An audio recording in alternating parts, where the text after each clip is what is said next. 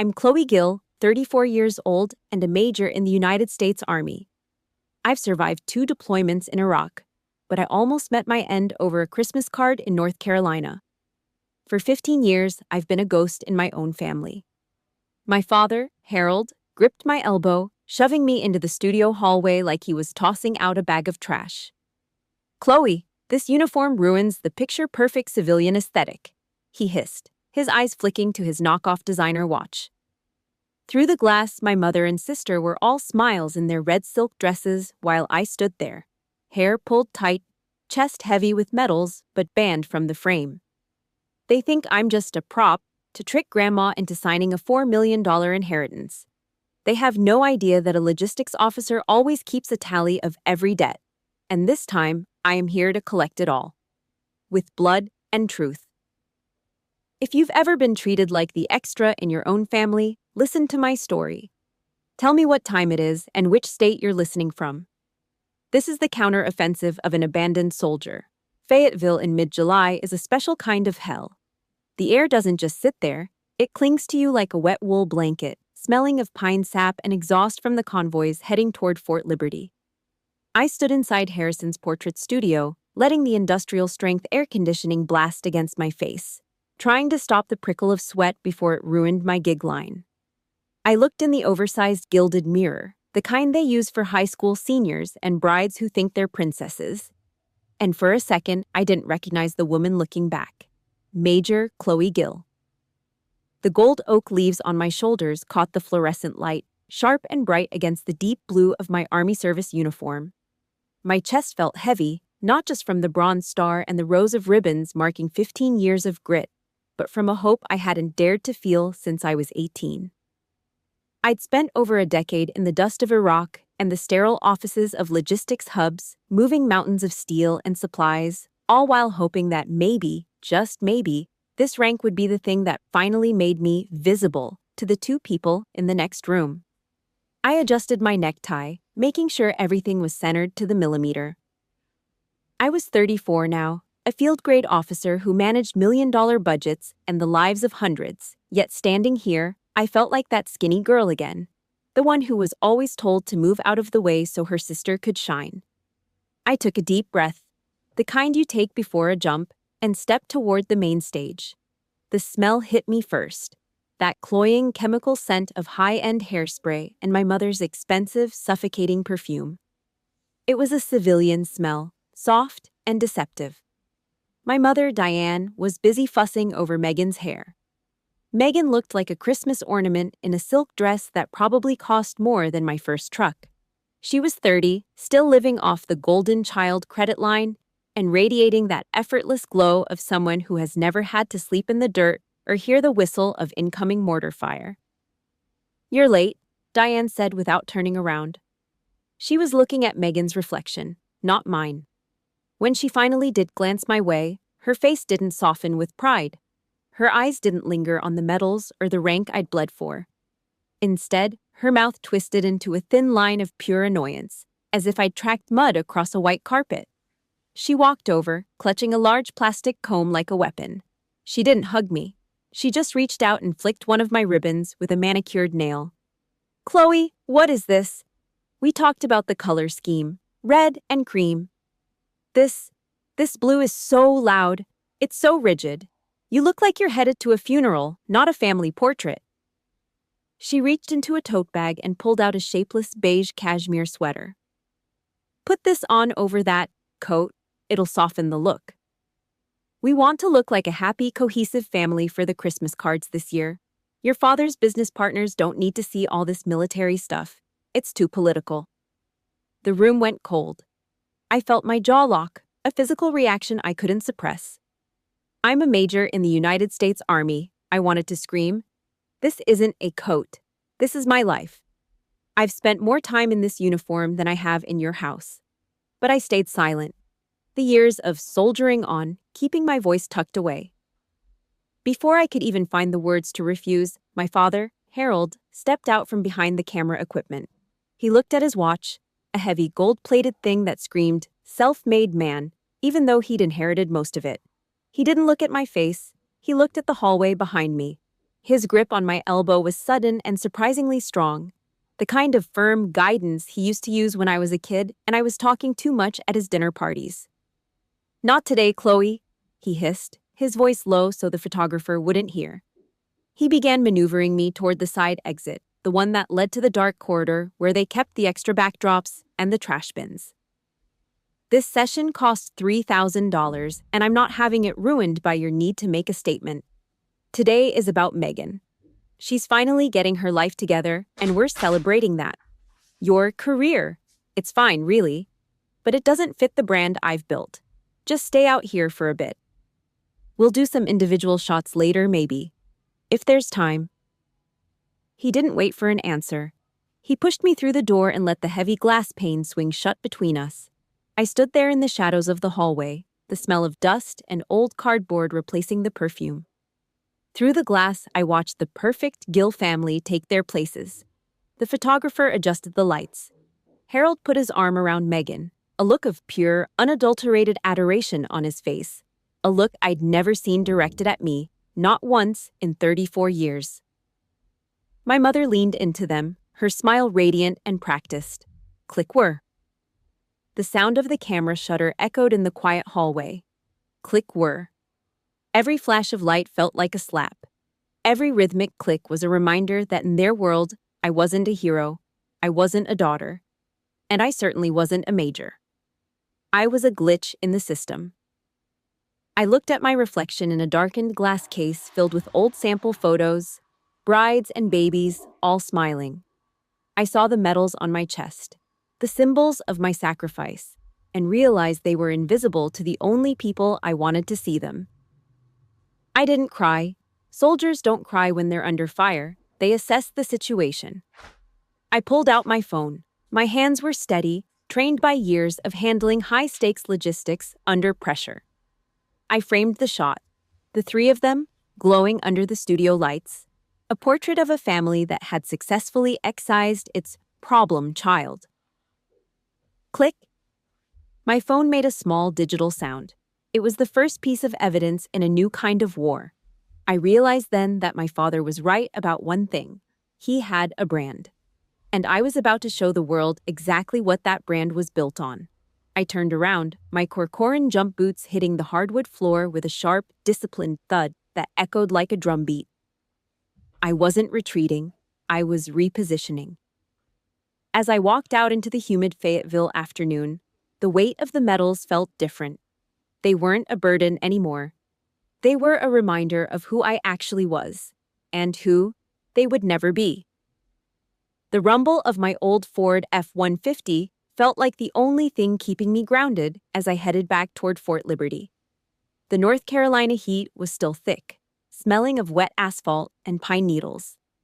My hands gripped the steering wheel so tight my knuckles turned white, matching the color of the crumpled, yellowed slip of paper tucked into my sun visor.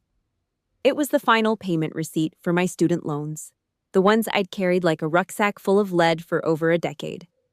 Most people celebrate when they pay off their debt. I just felt a cold, hollow ache in my chest. You see, 15 years ago, I stood in our kitchen in Raleigh, holding my acceptance letter to West Point. I thought I'd won. I thought I'd finally proven I was worth something. But my father, Harold, didn't even look up from his newspaper. "We're in a tight spot, Chloe," he'd said, his voice as flat as a spent casing. "Business is slow. We just don't have the funds to help you with books, uniforms, or, well, anything. You're on your own." That same afternoon, I found a glossy brochure for a 5-star resort in Cancun, sitting on the granite countertop. It was a graduation gift for Megan. Megan, who had barely scraped by with a 2.5 GPA and spent more time at the mall than in a library. While I spent my pre-deployment summer working 40 hours a week at the Exxon station on Skibo Road, scrubbing grease off linoleum floors and smelling like cheap unleaded gas, Megan was sipping margaritas on a white sand beach, paid for by the financial hardship my father claimed we were having. I learned early that in the Gill household, fairness was a word they only used when they wanted something from me. I learned to survive on black coffee from Dunkin' and the kind of quiet fury that keeps you awake during a double shift. I I remember my graduation day at West Point.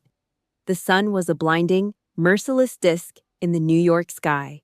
I stood on that parade field, my dress uniform stiff and my feet swollen until they felt like they were going to burst out of my polished shoes. I had earned my commission. I was an officer in the United States Army. I looked into the crowd, searching for a sign that I mattered. I found them, eventually. Diane was busy repositioning Megan against the backdrop of a stone fountain because the lighting was perfect for Megan's complexion. When I finally marched over, breathless and proud, and asked for one, just one, family photo with my diploma, my mother didn't even smile. She checked her camera, gave a frustrated sigh, and waved me away. Not now, Chloe. The battery is at 5%, and I need to get this shot of Megan's new dress before it dies. Go find your friends. That diploma, the physical proof of 4 years of sweat and academic combat, ended up under a stack of old Southern Living magazines on the kitchen counter back home. Megan's photo, the one by the fountain, it was blown up, framed in expensive oak, and hung right over the fireplace. It was a visual map of who belonged and who was just an interloper. During my first deployment to Iraq, I used to spend my limited satellite minutes calling home, hoping for a "stay safe" or a "we're proud of you." Usually, I just got Harold complaining about the price of gas or asking if I could loan Megan some money for her car payment since I was making combat pay and didn't have any expenses in a war zone. I sent postcards from Anbar province, dusty things with pictures of ruins, hoping they'd find a spot on the mantelpiece next to the Christmas cards. When I came home on leave, I found them in a plastic bin in the garage, buried under a pile of Megan's old college textbooks that she'd never bothered to open. The Gills were a unit of 3, and I was just the ghost who sent checks from the desert. I pulled into a Waffle House parking lot, the neon sign flickering in the twilight. I needed something to cut the bitterness in my mouth, but even the coffee here tasted like regret. I reached into my bag and pulled out a small leather-bound album that my Aunt Ruth had slipped into my hand at a funeral last year. She was the only one who saw through the smoke and mirrors. I opened it, the leather creaking like a warning. It was filled with photos from family vacations I supposedly went on. There was a trip to the Outer Banks when I was 12. In every single shot, I was either a blurry figure in the deep background, or, more often, I was just half there. Diane had literally taken a pair of scrapbooking scissors and cropped me out of the frame so the composition of the family looked cleaner. In one photo, you could see my hand holding a beach bucket, but the rest of me was gone, replaced by a smooth, white edge where Megan's smile took up the rest of the space. Closing that album felt like slamming a door on a part of me that still wanted to be loved. The perfect family didn't have room for a daughter who was too loud, too strong, or too inconvenient. I realized then that my father's brand wasn't just about business. It was about the systematic erasure of anything or anyone that didn't fit the script. I wasn't just a soldier who had been deployed to the Middle East. I was a soldier who had been fighting a war of attrition in my own living room since I was old enough to walk. I sat there in the cab of my truck, the smell of old upholstery and cold grease around me, and I felt something shift. The hurt was still there, sure. But the hope? The hope that they would one day see me? That was finally dead. And in its place was a cold, tactical clarity. I was done being the ghost. It was time to start being the storm. Look, I know I'm not the only one who has sat in a dark parking lot wondering why they weren't enough for the people who were supposed to love them. If you've ever been the one left out of the family photo, or the one whose achievements were treated like a footnote, please hit that like button. It helps me know I'm not alone in this. And do me a favor, comment below with the name of your home state and one thing you're proud of that your family never bothered to acknowledge. I'm reading every single one. Let's build our own chosen family, right here. Al Asad Air Base in Iraq is a place where the wind doesn't just blow, it scours. It carries this fine talcum powder dust that gets into everything: your teeth, your lungs, the seals of your equipment, and the very pores of your skin. I stood on the edge of the perimeter on Christmas Eve, the desert night dropping to a bone-chilling cold that made my lungs ache with every breath. Around the base, the mood was uncharacteristically light. It was mail call day, the one time of year when the distance between the front line and the living room felt almost bridgeable. I watched the young privates, kids barely 20, ripping into care packages with shaky, dirt-streaked hands. The air was thick with the scent of home, buttery shortbread cookies, the smell of fresh laundry from hand-knit sweaters, and the crinkle of drawings from toddlers who didn't quite understand where their daddies were. I stood there, a major in charge of the very logistics that brought those boxes here, and my own hands were empty. I didn't have a box of cookies. I didn't have a handmade card. I had a ruggedized laptop and a flickering satellite connection. I opened my inbox, half expecting a "stay safe" or a "we miss you" from my mother. Instead, there was a single email from Diane. No subject line, no "Dear Chloe," just a scanned PDF and a 3-sentence demand. She needed me to digitally sign as a co-signer for a bridge loan so Megan could buy a 3-bedroom house in a gated community she couldn't afford. "You're making combat pay," the email read, "and you don't have any real expenses over there anyway. It's the least you can do for your sister after missing her engagement party." I stared at the screen until the blue light burned my retinas. I didn't reply. I didn't cry. I just hit delete and watched the desert wind howl through the gaps in the concrete barriers. A high, lonely whistle that sounded like a funeral dirge. Later that night, huddled in my bunk with a flashlight, I did what I knew I shouldn't. I scrolled through Megan's Facebook. The Gill family was having their annual Christmas BBQ back in North Carolina.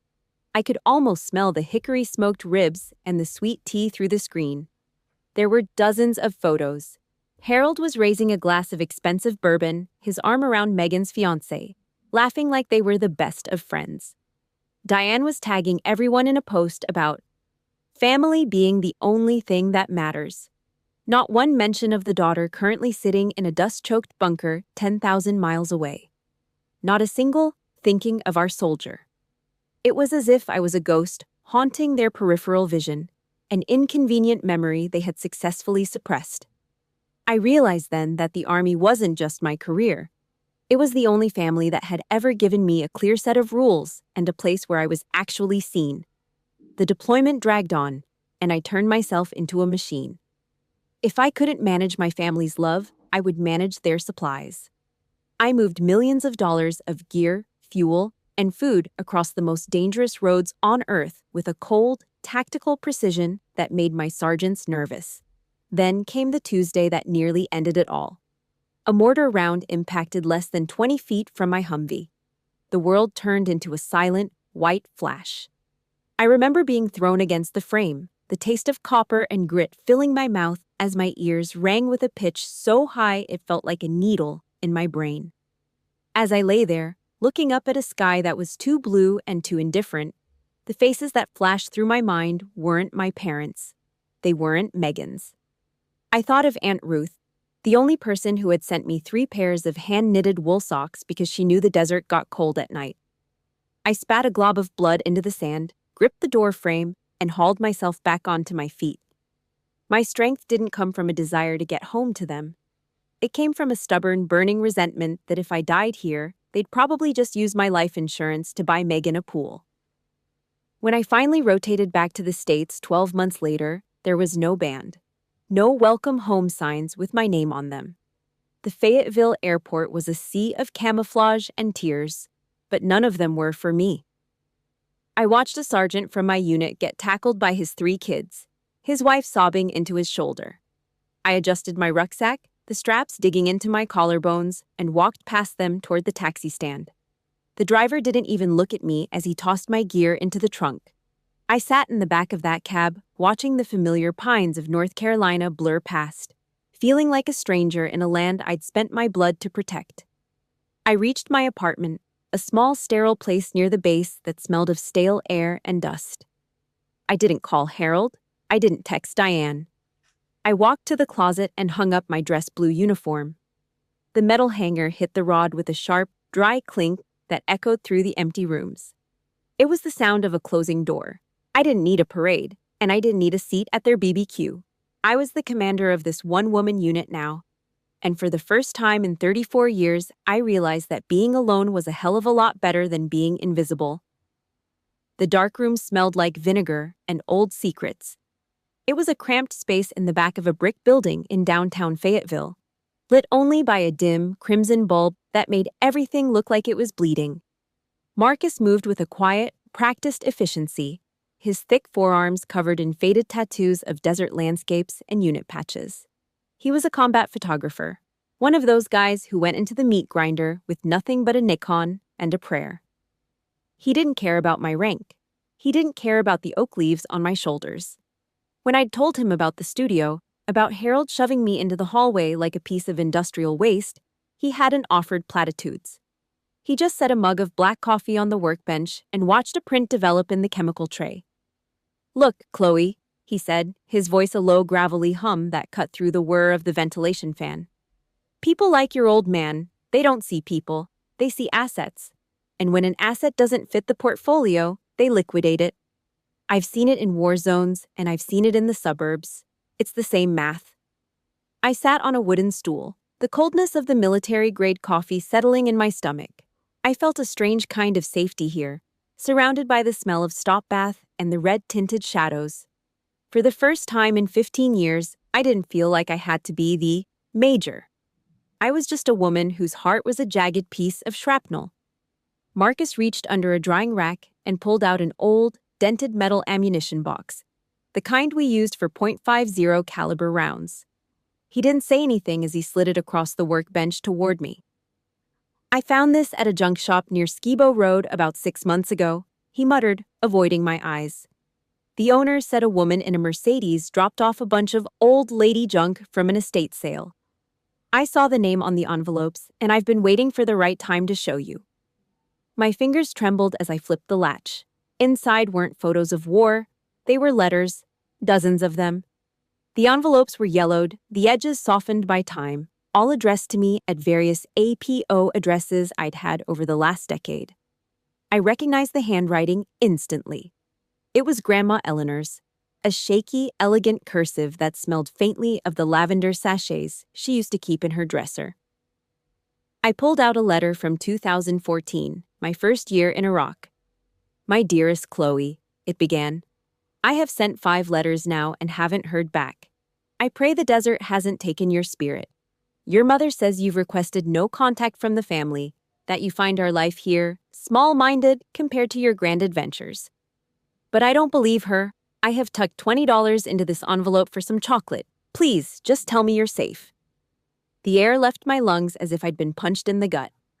Diane had told me Grandma Eleanor was ashamed of me. She told me that the Old South matriarch of the family saw my enlistment as a stain on the Gill reputation, a common path for a girl with no prospects.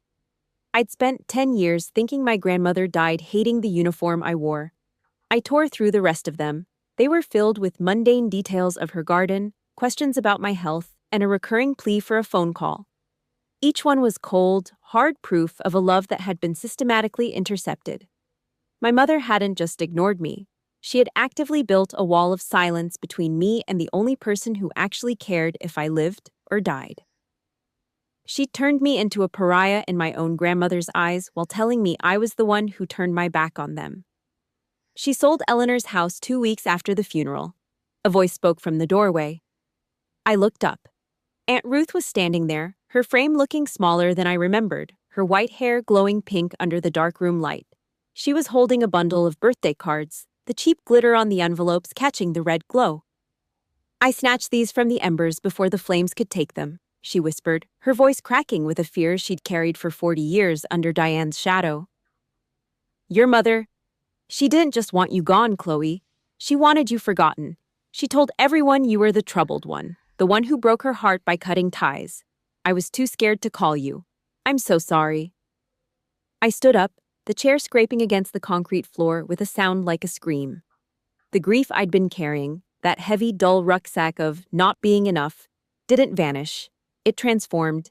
It became something sharp, something tactical. I looked at the letters in the ammo box, then at Marcus, and finally at Aunt Ruth. Marcus picked up his camera from the counter. He didn't ask for permission. He just raised it to his eye. Click. The sound was different this time. It wasn't the shudder of a firing squad like at the studio. It was the sound of a record being made. He wasn't capturing a perfect aesthetic. He was capturing the truth of a woman who had just found her ammunition.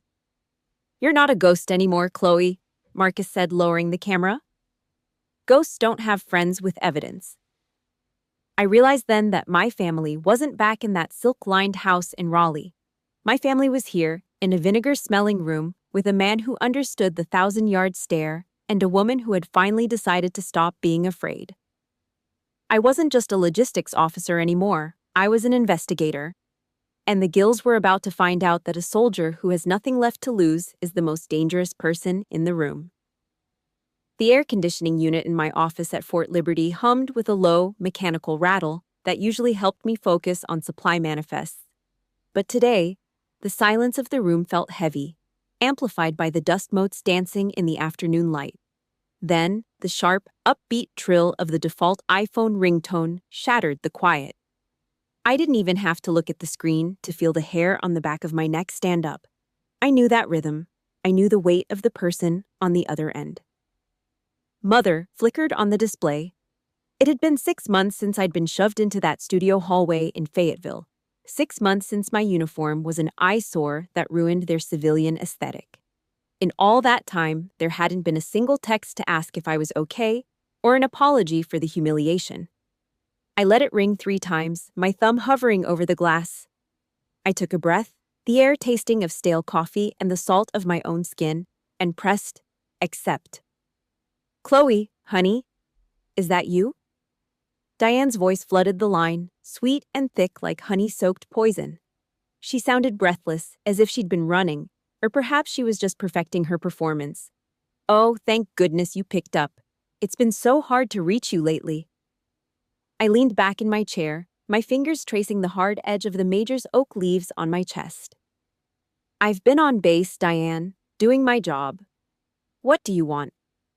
"Always so formal," she sighed, a soft, practiced sound of maternal disappointment. "I'm calling about your grandmother. Eleanor is... She's failing, Chloe. The doctors at the hospice say she's getting weaker by the day. She's been asking for you. She says she wants to see her favorite granddaughter one last time before she goes." A bitter knot of resentment, that familiar, suffocating bile, rose in my throat. I thought about the metal ammo box in Marcus's darkroom, filled with the letters she'd stolen from me for a decade. I thought about the birthday cards she'd tried to burn. The audacity of her using Eleanor's health as a weapon made my jaw lock. "She's asking for me?" I asked, my voice flat and dangerous.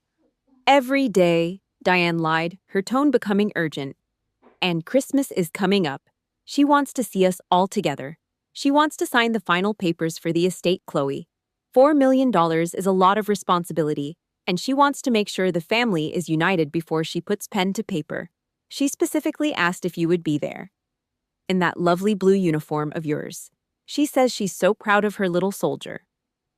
I let out a short, dry laugh that sounded like a gunshot in the small office. 6 months ago, this uniform was a statement that ruined the brand. Now, because there was a $4 million inheritance on the line, it was a necessary prop to convince a dying woman that her family wasn't a fractured mess of lies. "So, you need a photo for the lawyers?" I said, the words sharp and cold. "Chloe, don't be like that," Diane snapped, her mask slipping for a fraction of a second. "This is for the family. This is for Megan's future. We need to look like we're standing together. It's what Eleanor deserves." Before I could respond, the phone was snatched away. I heard the ruffling of fabric, and then Harold's voice boomed through the speaker, loud and aggressive, the sound of a man used to closing deals by sheer volume. "Listen to me, Chloe," he barked, his voice vibrating against my ear. "We don't have time for your ego. We've spent years building this reputation. Megan needs this house, and we need this transition to go smoothly. You're going to come down here, you're going to put on that uniform, and you're going to stand exactly where we tell you. Don't be selfish. Don't ruin this for everyone because you're still pouting about a photo shoot."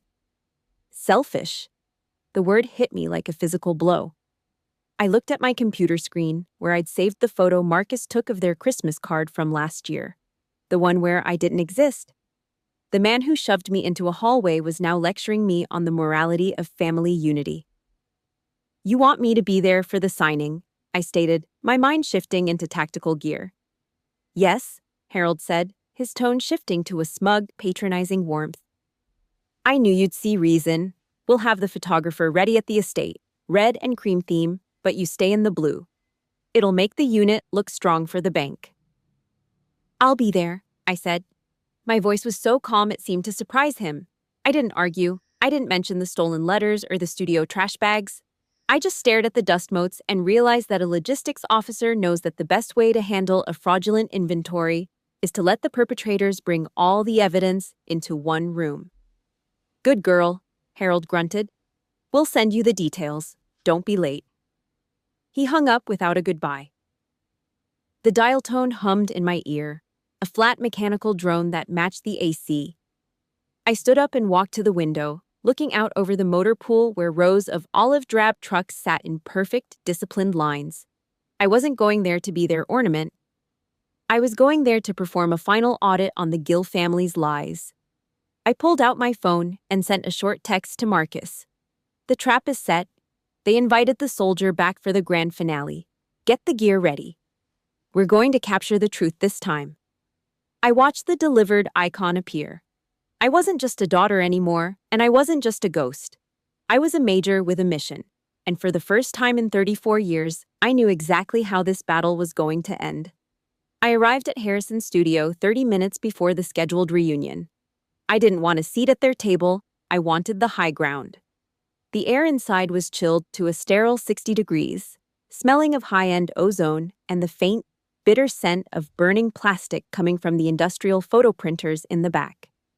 My Corcoran jump boots, polished to a mirror finish, were silent on the thick commercial carpeting as I moved toward the dressing area. I wasn't here to be a daughter today. I was a logistics officer conducting a terminal audit on a failing operation. I stopped behind the heavy charcoal gray velvet curtain that separated the staging area from the main floor. I intended to just check my gig line, but then I heard her voice. "Diane." It was sharp, devoid of the honeyed poison she'd used on the phone earlier, cutting through the hum of the LED studio lights like a serrated blade. "Now, listen carefully," Diane said to the photographer, her tone as cold as a morgue. "We're going to do 2 sets of prints. The ones for Eleanor need to be perfect. She needs to see the girl in the uniform, right in the center, looking like a hero. We need that signature on the estate papers by Monday, and she won't sign if she thinks there's a rift in the family." I felt a pulse thudding in the hollow of my throat, a steady rhythmic beat of pure, unadulterated betrayal. "But for the holiday cards we're sending to the club and the business partners?" Diane continued, and I could hear the dismissive shrug in her voice. "I want Chloe out. That blue uniform is a distraction. It's too loud, too rigid. It ruins the whole red and cream aesthetic I've spent months planning. Just use Photoshop to airbrush her out of the group shots for the Facebook album. It's an easy fix, right? She's just a pixel. She won't even know." Then came the laugh. "Megan." It was a high, grating sound that made my skin crawl, followed by the soft click of a compact mirror closing.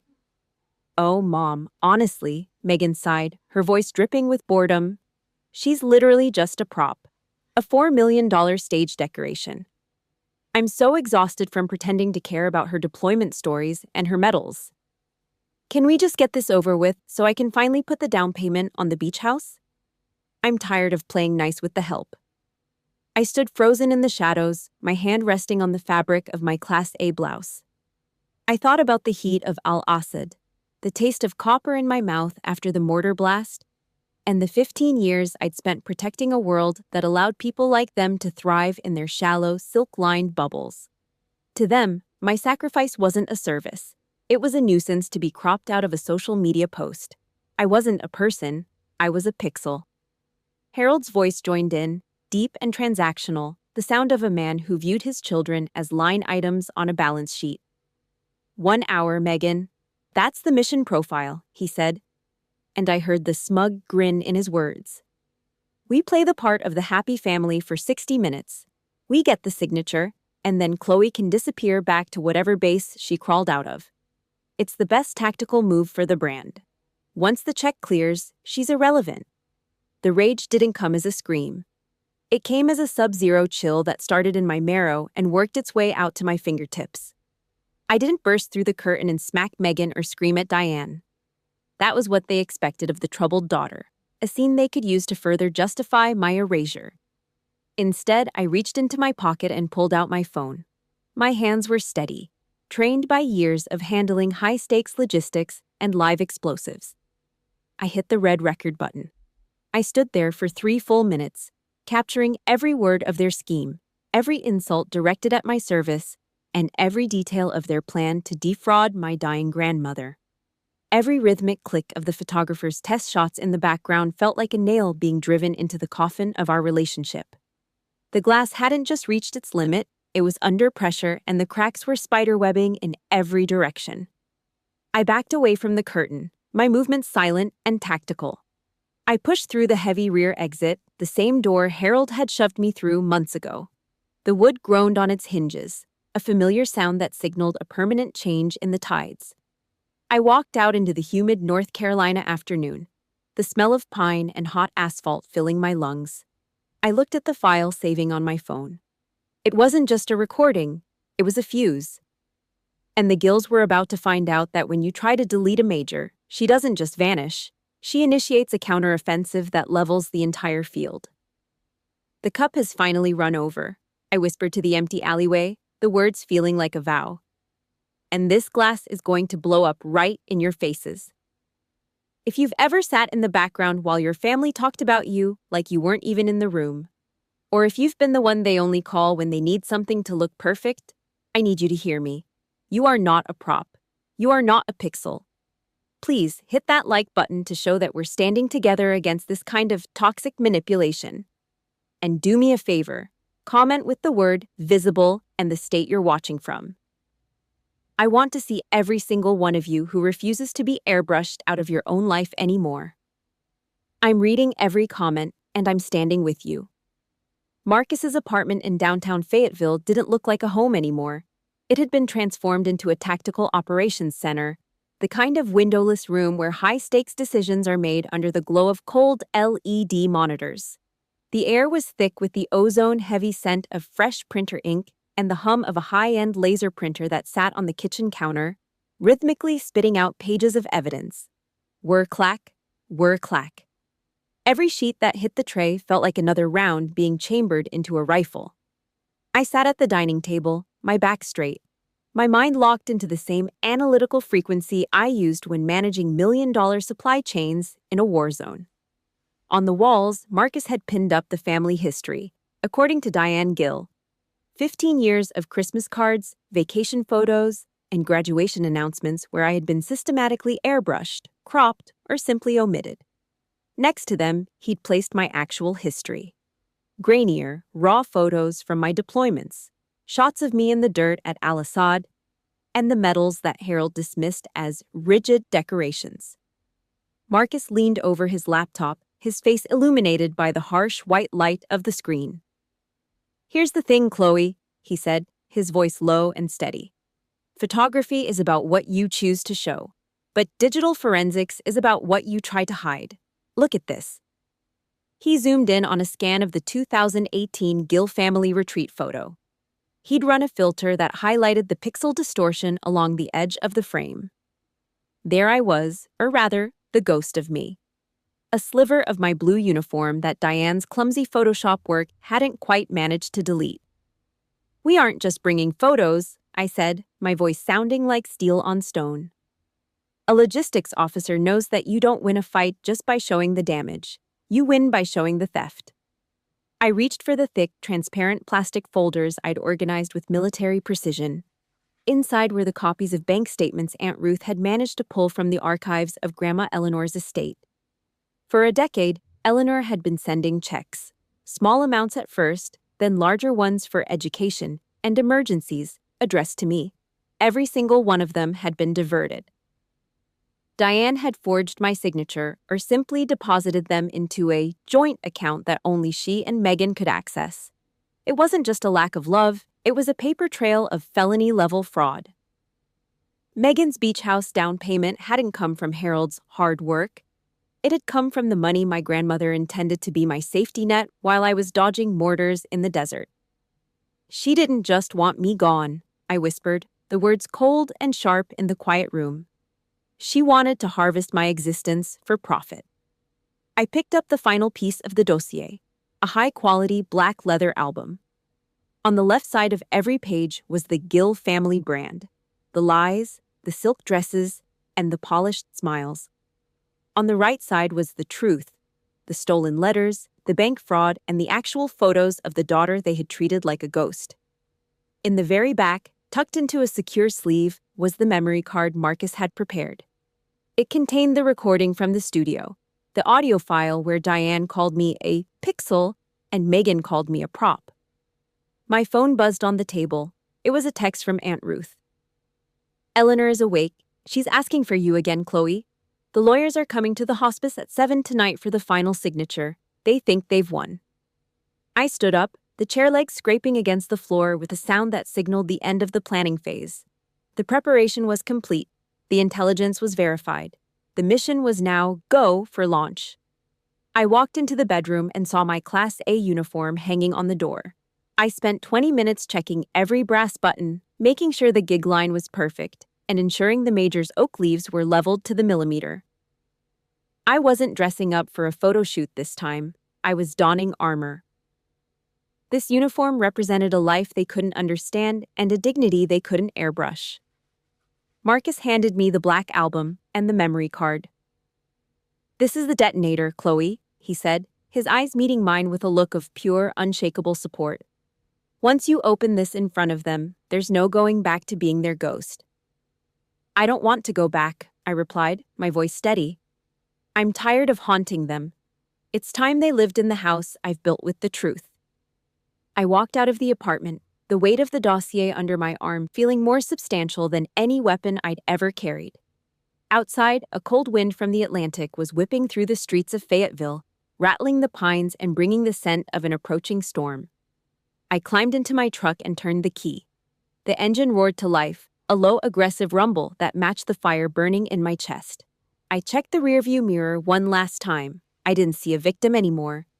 I saw a commander heading to the front line of a battle that was 15 years in the making. The Gills wanted a family portrait for the archives.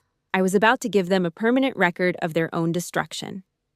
I stepped through the heavy glass doors of Harrison's portrait studio, and for the first time in my life, the sound of my Corcoran jump boots didn't feel like an intrusion. It felt like a countdown. The lobby was silent, save for the rhythmic, mechanical wheeze of Grandma Eleanor's portable oxygen concentrator, a sound that felt like the ticking of a clock in a room where time was running out. She looked so small sitting there in her wheelchair, a fragile bird wrapped in a red silk shawl that Diane had likely forced her into for the sake of the color scheme. Diane and Harold were already in position, looking like they'd stepped off the cover of a generic lifestyle magazine. Red and cream. Cohesive. Safe. Then they saw me. Not the prop they'd ordered, but a major in full Class A blues, with Marcus trailing behind me like a shadow carrying a black leather dossier. Harold tried to step forward, his hand going to his silk tie, his face slick with a fine sheen of nervous sweat that smelled of stale coffee and panic. "Chloe, you're late, and what is he doing here?" he barked, though his voice lacked its usual bite, wavering under the ceiling fans. I didn't give him a second of my breath, moving past him with a tactical focus that left him standing in the draft of the air conditioner. Actually, here's the thing about being a logistics officer. You learn to track every single movement of an asset, especially the ones people try to hide in the margins. I walked straight past my parents and kneeled beside Eleanor. Her pale blue eyes were clouded with age, but they sharpened into focus when I took her hand. "I brought you something, Grandma," I said, my voice low and steady, the tone of a commander delivering a sitrep. Diane let out a sharp, panicked laugh and tried to interject, her fingers twitching at the hem of her expensive dress. "Not now, Chloe. We need to get the lighting right before Eleanor gets tired. Marcus, please leave. This is a private family matter." Marcus didn't move. He just stood there, his camera hanging ready, a silent witness to the collapse of the Gill brand. I ignored the noise behind me and opened the leather album directly onto Eleanor's lap. I watched her thin, translucent fingers hover over the letters I'd never received. 10 years of her love that had been intercepted at the kitchen counter. She saw the postmarks from Al Assad and Anbar, the dates when she'd been crying because she thought I was ignoring her, and the stamps that showed they'd been buried in the back of a garage. "These were in a trash bin, Grandma," I whispered, and the sound of my own voice felt like a heavy weight being lifted. Diane lunged forward, her face contorting into something ugly and desperate, her carefully applied makeup cracking like dry mud. "That's enough!" she shrieked, reaching for the album. But Marcus was faster. He stepped into her path, and the flash of his camera went off. A blinding white crack of light that seemed to freeze the room in a single moment of absolute truth. "Sit down, Diane," Eleanor said, her voice raspy but carrying the authority of the woman who actually controlled the Gill fortune. The studio was suffocatingly hot now, thick with the smell of Diane's perfume and the sharp metallic tang of Harold's sweat. I flipped the pages to the financial audit. I pointed to the bank statements Marcus had helped me verify. Thousands of dollars Eleanor had sent for my support that had been siphoned off to pay for Megan's Cancun trips and the down payment on her beach house. Megan stood behind the white muslin backdrop, her lower lip trembling, the golden child finally realizing the pedestal was made of sand. But the real detonator was the memory card. I pulled out my phone, connected it to the studio's Bluetooth speakers, usually reserved for soft holiday carols, and hit play. The room filled with the sharp recorded audio from the day before, Diane's voice calling me a pixel that needed to be airbrushed out to save the aesthetic. We heard Megan laughing, calling me a $4 million prop for the estate signing. Harold's voice boomed through the studio, talking about 60 minutes of acting to get the signature before I disappeared again. The recording ended, and the silence that followed was so heavy it felt like a physical pressure against my chest. Diane sank onto a velvet posing stool, her hands covering her face, her carefully constructed world of red silk and silk-lined lies collapsing into a pile of ruined pride. Harold just stared at the floor, his mouth moving in silent, useless excuses about the best interest of the family. Eleanor looked at me, her eyes wet but clear for the first time in years. "I've been waiting for these letters for a decade, Chloe," she said, her voice shaking with a cold, righteous fury that made her look 30 years younger. She looked at Aunt Ruth, who was standing by the door with a look of quiet triumph. "Ruth, call the lawyer. Now. Tell him I'm amending the will tonight, and tell the photographer to leave. This family doesn't need a picture, it needs a clean break." I stood up, smoothing the front of my blue uniform, the gold oak leaves on my shoulders catching the studio lights. I looked at Megan, then at the parents who had tried to delete me from their reality. "I'm not your prop, and I'm not a pixel," I said, my voice carrying the weight of 15 years of survival in places they would never have the courage to visit. "I'm a major in the United States Army, and I'm done being the ghost in your machine." I turned and walked toward the exit, the sound of my boots on the wood floor sounding like the closing of a chapter. Behind me, Diane began to wail. A high, desperate sound of someone who had lost her grip on the only thing she ever valued, the money and the image. I pushed through the glass doors and stepped out into the crisp, humid Fayetteville air. The weight on my shoulders, that invisible rucksack of their expectations, their cruelty, and their shame, simply evaporated into the afternoon mist. I breathed in the scent of pine and approaching rain, the air of a world that was finally, truly, mine. I wasn't the daughter of the Gill house anymore. I was Chloe Gill, and I had just finished the only mission that ever mattered. The silence of a military town at 2 a.m. has a specific weight to it. It's not a peaceful quiet. It's a disciplined stillness, the kind that feels like it's waiting for a siren to break. I was sitting at my small metal desk in my apartment near Fort Liberty, staring at a mug of coffee that had gone cold and oily 2 hours ago. The only light came from a single amber desk lamp that made the shadows in the corners look deep and permanent. Then, the phone started. It didn't just ring. It skittered across the metal surface of the desk, vibrating with a frantic, wounded energy that set my teeth on edge. The caller ID was Megan. I let it dance for 30 seconds before I picked up. I didn't say hello. I didn't say anything. I just listened to the sound of her heavy, ragged breathing on the other end. "You're a murderer, Chloe!" Megan's voice tore through the speaker, high-pitched and distorted by a greed that had finally turned into desperation. "You killed our future. You sat there and watched Grandma rip up the papers. You knew I needed that house. You're a monster, do you hear me? A cold, heartless monster." I leaned back, my eyes fixed on the dark window. I didn't feel the sting of her words. I didn't feel the urge to explain myself. Looking through the lens of a logistics officer, I didn't see a sister anymore. I saw a failed asset, a gambler who had bet everything on a lie and finally hit a losing streak. "Are you finished?" I asked. My voice was flat, devoid of the tremors she was clearly hoping for. "Megan, give me that phone." A scuffle broke out on the other end, the sound of fabric rubbing against a microphone. Then Harold's voice came through. It was thick and gravelly, the sound of a man who had spent the last 6 hours watching his safety net evaporate. "Chloe, look," he said, trying to slip back into his negotiator persona. He sounded like a salesman trying to move a car with a blown engine. "We all said things we didn't mean. Emotions were high at the studio. But you've won, okay? You made your point.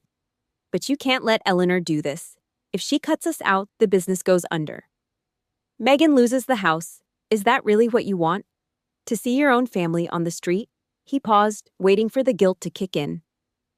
When I didn't answer, he threw out the bait. "I talked to the lawyer.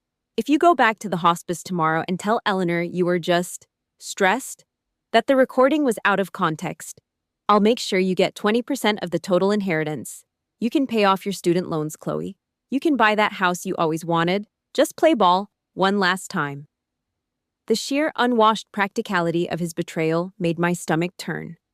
He was still trying to buy a soldier with the same money Diane had stolen from me for 15 years. "You call this a family, Harold," I said, my voice echoing in the empty room like a gunshot. "But I call it a fraudulent contract. In the Army, we have a code. You never leave a fallen comrade behind. But you and Diane, you didn't just leave me, you airbrushed me out of existence because I didn't fit your aesthetic." I stood up, my fingers gripping the phone so hard the plastic creaked. "And as for the student loans, I already paid those in full. I paid them with 18 months of dust in my lungs and the taste of copper in my mouth after a mortar hit my Humvee in Iraq. I don't need your 20%. I don't need your brand.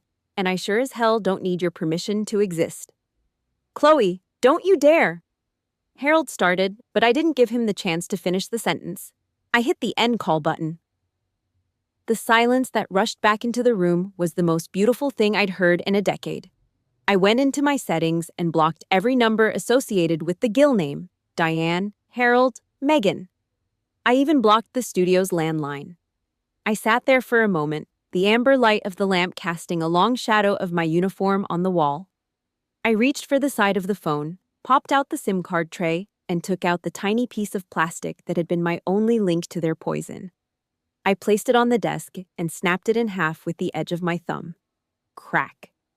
The sound was small, but it felt like a heavy chain finally snapping in two. I tossed the pieces into the trash can, right on top of a pile of old military orders. I was done being a ghost, and I was done being a prop. The counteroffensive was over. I had secured my perimeter, and for the first time in 34 years, the house was quiet. I walked over to the window, watching the first hints of gray light begin to bleed into the North Carolina sky. The storm had passed, and the wreckage was theirs to clean up. I turned off the lamp, walked to my bed, and closed my eyes. I didn't need the pills. I didn't need to check the door locks 3 times. I just drifted off into a deep, dreamless sleep, knowing that when I woke up, I would finally be the only commander of my own life. Grandma Eleanor passed away on a Tuesday in late March, just as the heavy, sweet scent of magnolias began to drift through the humid North Carolina air. It wasn't a sudden storm. It was more like a slow, quiet sunset. I spent those final hours sitting by her bed in the hospice, the only sound being the rhythmic, mechanical sigh of the medical equipment and the distant chirp of birds in the garden. She looked so fragile against the white linens, her skin like fine parchment, but her grip on my hand was surprisingly firm. Right before the light faded from her eyes, she reached under her pillow and pulled out a small frayed, black and white photograph from 1965. It was a picture from a summer garden party, decades before I was even a thought. I saw a younger Eleanor standing at the very edge of a laughing crowd, her eyes fixed on something far away, looking completely alone despite the dozens of people around her. She leaned in, her breath smelling faintly of peppermint and the end of things, and whispered into my ear, "I always saw you, Chloe.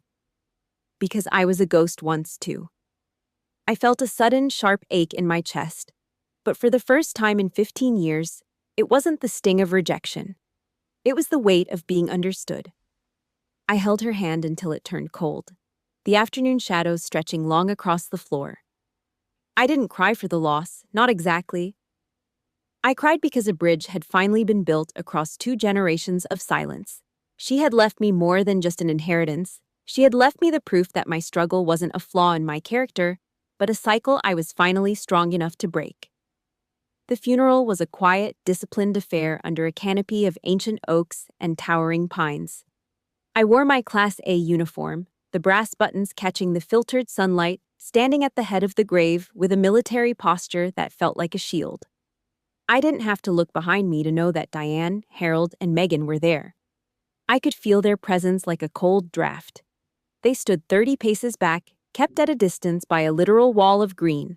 A dozen officers and NCOs from my unit who had shown up in full dress to stand by their major. It was a silent, powerful perimeter that the Gills couldn't penetrate. Diane's face was a mask of calculated grief, her eyes darting toward the lawyer standing by the gate, her hands clutching a black lace handkerchief, like a stage prop. When the service ended, the lawyer stepped forward and handed out the final notices. Eleanor's will was a scorched earth document. The house, the estate, and the $4 million trust were split between me and a foundation for struggling veterans. The Raleigh house and Megan's future were gone. I watched Diane's mouth open in a silent scream of outrage, but I didn't stay to hear the words. I didn't look at Harold's slumped shoulders or Megan's tear-streaked face. To me, they weren't family anymore. They were just strangers who happened to share my last name, characters in a story I'd finally finished reading. I turned my back on them and walked toward the line of cars, the sound of my boots on the gravel sounding like the final period at the end of a very long sentence. The mission was over. The assets were secured. And for the first time, I was moving toward a home that I had chosen for myself. This Christmas, there are no professional photographers at the old stone brownstone Eleanor left to me. There are no color-coded themes or airbrushed smiles. The house smells of roasting turkey, wood smoke, and the sharp, clean scent of fresh pine needles. I'm standing in the kitchen, wearing an old sweatshirt and wool socks, watching Marcus struggle with the basting brush. He's got flour on his forehead and a look of intense concentration that makes me smile. Aunt Ruth is curled up on the sofa in the living room, the rhythmic click-clack of her knitting needles providing a soundtrack of pure, uncomplicated peace. She's working on an olive-drab scarf for me, her eyes bright with a freedom she's still learning how to use. Actually, here's the thing about a real family. It's not about the blood in your veins. It's about the people who see you when you're invisible. Marcus picked up his old Nikon from the counter and snapped a photo of Aunt Ruth laughing at something on the TV. The lighting was terrible, the shadows were too long, and the focus was a little soft. But when I looked at the digital display, I didn't see a prop or a pixel. I saw a woman who was finally allowed to be herself. We don't need Photoshop here. We don't need to crop anyone out to make the brand look better. Every person in this room earned their place at the table, and every flaw in the frame is a badge of honor. Later that evening, after the wine had been poured and the fire was roaring in the hearth, I walked over to the mantelpiece. I'd cleared away all the old, stiff portraits of the Gill ancestors. In the center, I placed a small, simple frame. It's a photo Marcus took of me and Grandma Eleanor at the hospice, just a few days before the end. I'm in my uniform, she's in her shawl. And we're both looking directly at the camera with the same steady, unbreakable gaze. I ran my thumb over the glass, feeling the warmth of the fire reflected in the room. I thought about the girl who worked at the Exxon station, the girl who hid in the darkroom, and the soldier who stood in the dust of Iraq waiting for a letter that never came. I wanted to tell her that it was okay, that the ghost had finally found her voice. I took a sip of the red wine, the taste rich and grounding. Outside the window, the first few flakes of snow were beginning to drift down over Fayetteville, coating the world in a quiet, clean white. The rucksack was gone. The mission was a success. I reached over and turned off the last of the bright kitchen lights, leaving only the amber glow of the fireplace to fill the room.